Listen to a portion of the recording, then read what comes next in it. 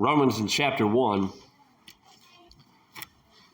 And we'll notice here, chapter 1 and verse 20. Chapter 1 and verse 20. For the invisible things of him from the creation of the world are clearly seen, being understood by the things that are made, even his eternal power and Godhead, so that they are without excuse. Because that when they knew God, they glorified him not as God, neither were thankful, but became vain in their imaginations, and their foolish heart was darkened. One of the main points here in Romans in chapter 1 that Paul is getting across is that the reality of the witness of creation, and that those who were at the time that they used the term heathens, those who did not believe or follow the teaching, the Jewish teaching and the law, still they had a witness. They had a testimony, and that was, again, creation. In fact, it's stated here in the Amplified Version in verse 20, it says, forever since the creation of the world, his invisible nature and attributes, that is, his eternal power and divinity, have been made intelligible and clearly discernible in and through the things that have been made, his handiworks. So men are without excuse, altogether without any defense or justification. Now that's a mouthful, but basically Amplified takes that Greek, pulls out much of what the Greek is teaching there in that passage.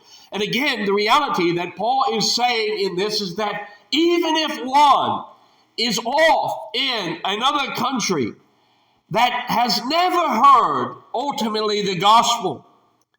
And again, of course, this is the point Paul is making as well, because at that time the gospel was just now spreading across the lands and across the regions.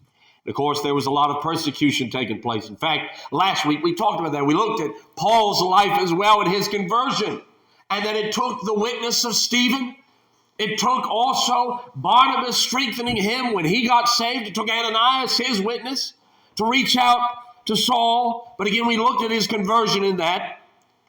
So Saul is making a point in this. Paul is making a point as well, that those that oftentimes have never even heard, they still have witness. When I went to Bible college, that was a big thing in systematic theology, the question there of how can a loving God allow somebody to go to hell in this if they have never heard the gospel. And of course, I've had people, when I would talk with different ones and witness to different ones, they would ask that, how could a loving God, how could he send somebody here? And again, this, what we understand and what the Bible teaches is that it is not somebody who has no clue and no idea. I think about it, when we were in college, we had a professor there whose name was Hamid Patel. And Hamid was a missionary to India, but he talked about this one story that had an experience that he had when he went to India. He met a man named Baba. And Baba, he had been, of course, in India, you look and there are millions of different idols. And of course, Baba was there worshiping a tree. At the time in his life, he was worshiping a tree, and he would go and each day go and present an offering to that tree. And one day he went and saw a dog do its business on the tree. And what dogs do. And of course, Baba was waiting for lightning to strike, that dog to die, kill over dead, something to happen. Nothing happened. And Baba at that moment knew that there was something far more than just simply the tree there. The sad reality is people have gotten to the place where now they are worshiping the creature, Paul will say, more than the creator. But at that time, Baba said, there's got to be something more. And so he began to do what? He didn't know who God really was, but he began to pray and say, God, I don't know who you are, but would you reveal yourself to me? And he fasted for 40 days. And it was very interesting because on the 40th day, that is the day he met Hamid Patel. And Hamid began to talk to him about Jesus Christ. You see, the reality is, again, there is a witness. There's a testimony, and there are many that even in the remotest place, the reality is that God, there is a witness, there is a testimony that's there, and God can use somebody to be a light to show the gospel to those clear across the world. And so we see here again the understanding there is a witness of creation, and Paul says they're without excuse. The sad thing is that God had left evidence, and they could see perfectly clear that there was a judgment to come. You go back and you read about the different religions in the past and many ones in different cultures. And still you had this understanding, especially the teaching there of Noah. There was always this teaching in many different cultures of a global flood. But again, it came to this teaching of judgment that would come. And so there was a witness. But the sad reality is that Paul will go on to say there again, he said in verse 21 of Romans 1, when they knew God, they did not glorify him as God, neither were thankful. But they became vain in their imaginations, and their foolish heart was darkened. Professing themselves to be wise, they became fools. And then we see they changed the glory of the uncorruptible God into an image made like to corruptible man. You know, I often thought that atheism would spread like wildfire. Within, of course, it is growing. The sad thing about that, it is growing. But, you know, it's interesting because when atheism, when that was being pushed hugely within the schools and the universities, what you see is actually there are ones that become irreligious. They say, well, we don't believe anything. And then guess what happens? In time, they end up believing everything. You understand? That whenever ones get to do away with God, it's not that they say, well, we don't believe in anything, and then we just believe in science, that eventually they begin to have faith in so many other things in their lives. And this is what was taking place as well. They professed themselves to be wise, they became fools, and they began to worship creation and not the Creator. But Paul then, we notice in chapter 2, as we go on, Paul says in verse 1, therefore you are inexcusable, O man, whoever you judge. For wherein you judge another, you condemn yourself. For thou that judgest doest the same things. Paul is not going to leave out the Jew. He talks about the Gentiles and the heathens, that they had a witness and a testimony, but he doesn't leave out the Jews as well. Because he says, by the way, even if you believe that you have the truth, and that you've been living your life according to law, and you look and say, and you agree with me and say, oh yeah, the Gentiles are foolish, they're ridiculous, they're going to die, they're going to face judgment. Paul says, guess what? You're also inexcusable. None of us have an excuse. And Paul says the same for the Jews. Why? Because notice here as we go on, we don't have all the time here. You can go and read in the passage in Romans 2, the beginning part. But notice what Paul says in verse 6. He says, God will render to every man according to his deeds. God will render and give everyone according to their works, to their deeds. And then we notice in verse 11, he says, there is no respect of persons with God. How many believe that God is not a respecter of persons? Again, the reality to understand where the Jew would sit and say, well, you know, that we are of the heritage and we are Abraham's sons. We are just like the Pharisees would claim and say, you know, again, we're part of that special group. We're children of God. Paul says that there's no respecter of persons with God. And then he says, notice in verse 12, for as many have sinned without the law, they will perish without the law. That's understandable. If they don't have the law, they're going to perish without the law. But as many have sinned in the law, they will be judged by the law.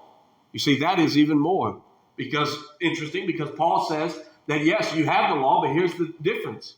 Those without the law, sure, they'll be judged without the law. But if you have a law, guess what? It's not that that's going to make you righteous. You just simply know what not to do. And you also know that you've broken these commandments. James talks about there, James says that if you have broken one commandment, you're guilty of how many? All of them. All of them. So again, Paul is going to make a point in this that, yes, you may have a witness of the law, but even that will condemn. He says in verse 13, for not the hearers of the law are just before God, but the doers of the law shall be justified. Those that do the law. For when the Gentiles, now notice this is very interesting here, because again, God did not leave the ones without a witness, because there is a witness of creation in itself, the power of God that's revealed through creation, but there is a witness in their hearts. For when the Gentiles, which have not the law, do by nature the things contained in the law, these having not the law are a law unto themselves. And that's a mouthful, but Paul simply says, those who don't have the law, if they live their life according to what the law teaches, even if they don't even understand it. And what he's making a point is there is a conscience that God has given every single individual. And there is, in general, there is for all of us, we should. Now, can you sear that conscience? Can you harden your heart? Sure enough. But you can go in the most remotest place on earth. And of course, now we live in such a small world. Everybody's connected. I mean, I had a missionary friend tell me when he was there in India that he talked about it was nothing to see somebody come out of a small little hut and holding their phone and on the internet and everything else. And boy, the information's all there. But you can be in the most furthest place, and yet still there is a law that's been given in the heart. So it may not be a written law, but the reality is there's a law within the heart, knowing that there is such thing as right and wrong. And so again, as we go on, he says, when they do those things according to the law, they are now a testimony unto themselves. Those I saw years ago, a documentary on headhunters. And this was certain ones in tribes that, and I don't remember exactly the region. I want to say they're a remote place there in Africa, but I may be wrong about that. But again, these tribes, they were known as headhunters, and they basically, all they would do is they would seek to go and kill certain ones and keep the heads as a token. And basically, oh yeah, I've got, here's one on my mantelpiece. I have 17, 18, 20. To us, that is insane. That's unbelievable. To them, certain ones, well, it's not a big deal, you know. Now, other people in the village, when being asked, they'd say, I would never do that. Now, here's the thing. They're a witness to those who say it's not a big deal. Now, they're a law to them because they see there are ones that realize that it's wrong. And there is something there. There's an understanding that goes beyond simply, now you could write in the law and say, don't take someone's head off. You could put that in law, sure. And by the way, do people break the law many times? Yes. But again, Paul is making a point that in the heart, there's a conscience. God has given one's knowledge and understanding right and wrong, and they're without excuse. He says in verse 15, they show the work of the law written in their hearts. Their conscience, and that simply means with knowledge. They have the knowledge, their conscience also bearing witness.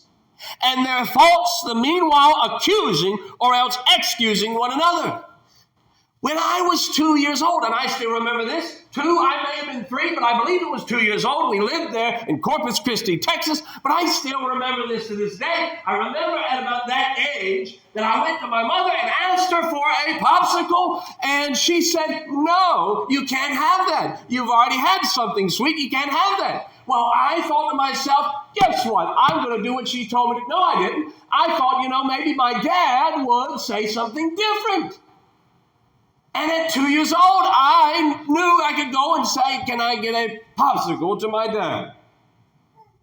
And maybe he'd say yes. And the thing is that in my heart, I still, to this day, know that I realized it was wrong to do. But I still went to go do it. And of course, my dad said, sure. But all of a sudden, my mother walked into the room when he was reaching for the popsicle in the kitchen. She said, what are you doing? He said, well, Josh asked for a popsicle. She said, I told him no. And I still remember what happened afterwards.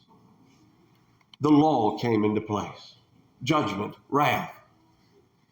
At that young of an age, 2, 3 years old, but realizing and knowing, even then, there was something in my heart that told me what I did was deceitful. I might could get away with it. And in time, if I continued to do that and go down that road and lie, I might even in my mind think it's actually a good thing. And people have gotten to the place where they've seared their conscience and they've said, well, it doesn't matter because it gets me ahead, so I'm going to keep lying. But they cannot ever say they don't have knowledge. They can't ever say that I didn't know what to do. God has given a witness through creation, through the conscience that he's given as well. He says their thoughts, the meanwhile accusing or excusing one another. And he says what happens is that either your thoughts say, no, you shouldn't do this, or they say, well, go ahead, no big deal. He said in the day, in verse 16, when God shall judge the what? the secrets of men by Jesus Christ according to my gospel. And then Paul will go on to say, you may think you're a Jew and you may rest in that. You may enjoy it and say, well, I'm a Jew. I can do whatever I want. But Paul says, you teach others not to do these things. You look at the Gentiles and you demean them and you say, look at how they're living. He said, do you do the same thing? He says, you got to understand that it doesn't matter how much you would talk about your heritage. If you can't abide by the law, by the way, no one can. No one can truly. The only one who is perfect is who? Christ. Paul's making that point. Now, we look at that. Now I want us to go on further. Let's go here to Matthew chapter 12. Matthew in chapter 12. There is no excuse, we understand, when it comes to knowing the right and wrong. Now again, there can be, the conscience can be seared. The heart can be hardened in that. But I want you to notice as well here, Matthew in chapter 12. And hopefully there will be a little clarity in this. I hope there's no confusion in this. But look in with me in Matthew in chapter 12. And notice what Jesus says here in verse 40 or in verse 39. The Pharisees go and they ask Jesus, they demand him really for a sign. Jesus has already been working miracles. He's already been speaking of the kingdom of heaven that's come. And those are to repent.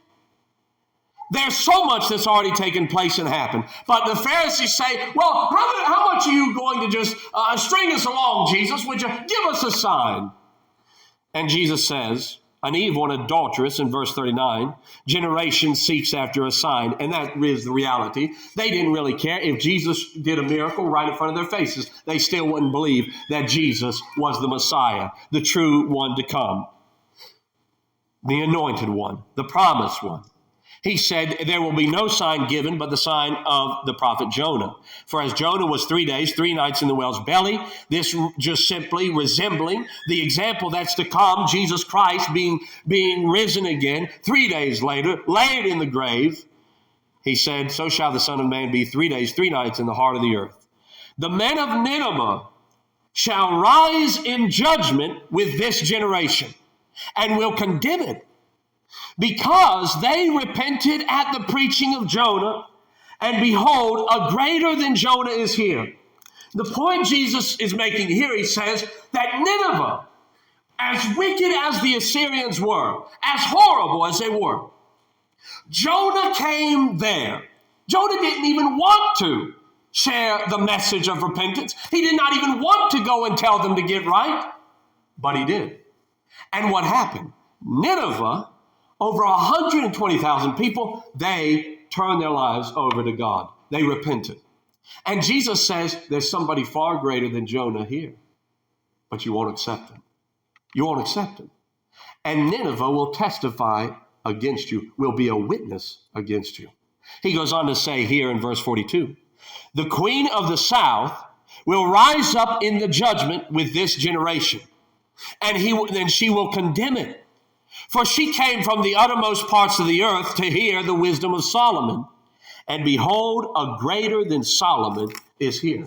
Again, he's making a point here. The Jews, the Pharisees, none of them, they did not want to receive Christ. John said he came unto his own, and his own did not receive him. But it's wonderful to know those who did receive him, he gave them power to become the sons, the children of God. But the point here, when we read this, when I read it and I think about America. America. Jesus said Nineveh will rise up and condemn that generation. Why? Because of all the things that Nineveh, even as wicked as a place as it was, when Jonah came to town and spoke the message of repentance, they turned to the truth. He said, and here, the Son of God, Jesus Christ, is standing right in front of them, and they won't accept him. Well, how blessed have we been in this country? We have been so blessed, far beyond, I believe, any country in many years. When you go into history and you read about the foundation, the principles that's been given, what this country was founded upon. The second president, anybody know who the second president of the United States was? John Adams. John Adams. Now, I want to read to you something interesting he wrote. He uses a lot of big language, a lot of big words. Very intelligent individual, but he says this, and then I'll kind of give you fully what he's meaning. But he says, while our country remains untainted with the principles and manners which are now producing desolation in so many parts of the world, while she continues sincere and incapable of insidious and impious policy. Now, this was in 1798. He's writing this. Again, the second president of the United States. But he says, while America is in its infancy and seems to be sincere and trying to live out what it needs to live out. Now, I'm not going to say John Adams was a full-blown Christian. He believed in God. He believed in moral sense, but he did not claim fully Christianity. But there are things that he understood about America and what America was supposed to be. He goes on to say, he says, we shall have the strongest reason to rejoice in the local destination assigned us by providence. He says that as long as America is sincere, as long as America keeps on the track that it's going, then he says we will have success through providence. And he goes on to say, but should the people of America once become capable of that deep simulation towards one another and towards foreign nations, which assumes the language of justice and moderation while it is practicing iniquity and extravagance. I think he saw something here. He says that, but if America comes to a place where it says, we're the righteous one, we're fighting for democracy, but the reality is that inside America, it is practicing complete corruption and iniquity. Do you see that, by the way? You see that? He goes on to say, which assumes, here he says, and it displays in the most captivating manner the charming pictures of candor, frankness, and sincerity, while really it is rioting and rapine and insolence. He says, on the outside, the country would say, well, we do good for everybody, or we are the bright beacon of the world, but on the inside, it is so corrupt to the core. Again, he's warning, because he says, we're sincere right now.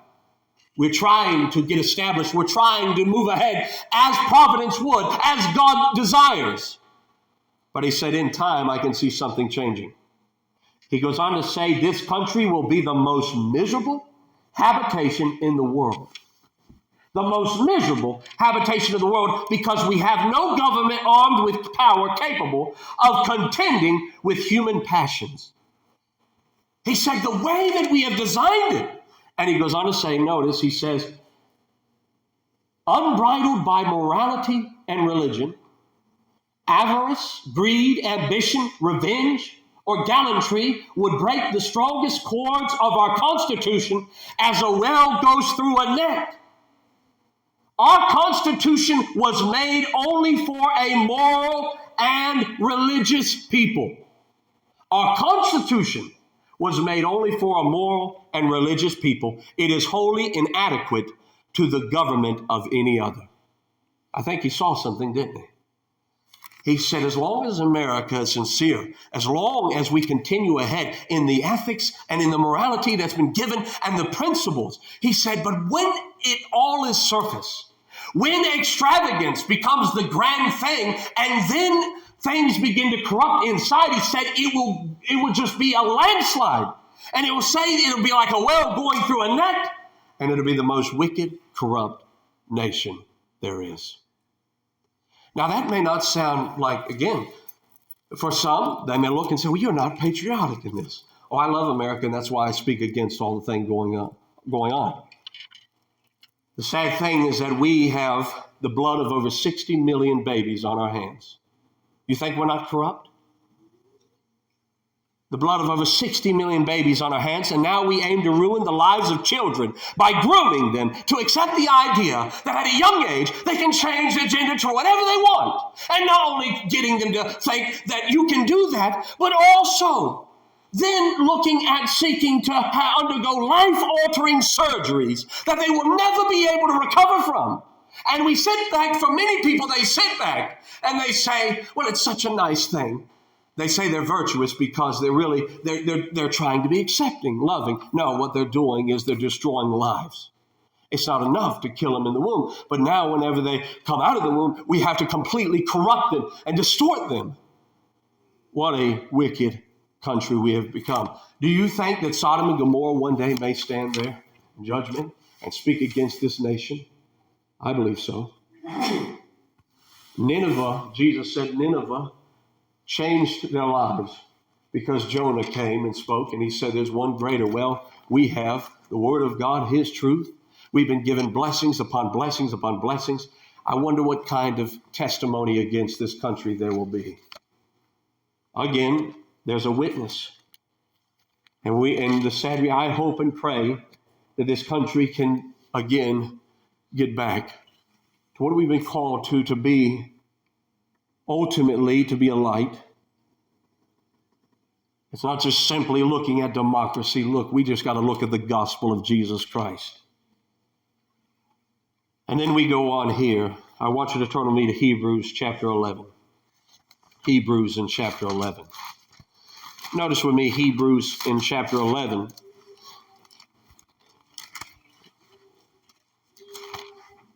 Hebrews in chapter 11, and let's look here in verse 7. The writer of Hebrews, and it's mainly believed that it would be Paul, some say Apollos.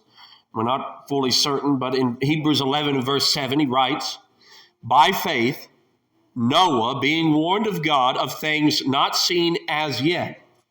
So he was warned of God. At that time, God told him what would take place and what he was to do to build an ark. The judgment was coming, and he moved with fear. He prepared an ark to the saving of his house, by the which he condemned the world and became heir of the righteousness which is by faith. Now that's an interesting term here when it says that Noah condemned the world. Did it mean that Noah stood there on the ark, or as he's building the ark, he's looking at everybody saying, oh, look at them. Oh, I can't wait for that day. They're going to perish. Oh, they're going to perish in the flood. They're going to perish in, all the water. I can't wait for that. All these people laughing at me. That's not what it means. You see, Peter talks about that Noah was, for 120 years, he's building the ark, or over 100 years, he was a preacher of righteousness. You need to understand that as Noah was preparing the ark, building it, and people are laughing and mocking, guess what Noah was doing? He was shining the light. He was being a witness. He was preaching the truth. And he was warning people and telling them, you've got to get right. There's a flood coming. There's destruction that's coming. You've got to turn your heart to God. Now, it wasn't up to Noah. He could not dissuade them himself. All he could do was proclaim the message. And what eventually took place is that Noah condemned the world. But it wasn't because Noah stood there pointing his finger. It's because eventually people heard him and said, we don't care. And they were condemned because of it. So I simply leave you with this. The song that we've sung a few times, you never mention him to me, the hymn. Now I read you some of the lyrics here. That hymn, it says, when in the better land before the bar we stand, how deeply grieved our souls will be. If any lost one there should cry in deep despair, you never mention him to me. You never mention him to me. You help me not the way to see. You met me day by day and knew I was astray. You never mention him to me. Do you understand kind of where I'm going with this? There is a witness in creation. There is a witness in the law. There are those who are without excuse. We understand that even when we look at this country, we see that those nations that did get right, that heard far less than this country has heard. This country is so filled up with surface Christianity. It's turned its back against God. And I look at this country and I can't help but think that even Sodom and Gomorrah will stand and say, how could you? If we had what you had, we would have turned our hearts and lives around. But see, there's another testimony and witness that all of us are called to be. Just like Noah was there preparing the ark. Now the ark has already been prepared. Christ is the way. We can point to him. He laid that foundation. He is the chief cornerstone. We can invite others and simply call out, and we're supposed to be like Noah, crying out in this generation because judgment is coming. You do believe that, right? Judgment is coming. And we've got to stand there crying out and letting people know. I hope it can never be said when we stand before God that we hear anybody call out and say, you never mention him to me.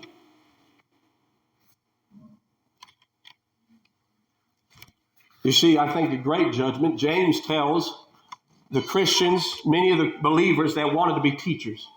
In James chapter 3, he tells them, he says, you shouldn't desire to be a teacher. Now, here's the reason he said that. He said, because you're going to receive even greater condemnation. You know why? Because the more that you know and you've been given the light and the truth and you do nothing with it, there's going to be a witness against you as well. You're going to stand accountable for it. I know I've said at times, just like this one black preacher mentioned at times, he said he could preach more in 10 minutes than he can live in 10 years. And he said it jokingly. And that, but the reality and the fact is that what I say to you, I'm going to stand accountable and far more. That doesn't mean that you sit back and say, well, I hope I just never read it. If I don't know, then it'll be fine. No. What you've been given, though, what are you doing with that?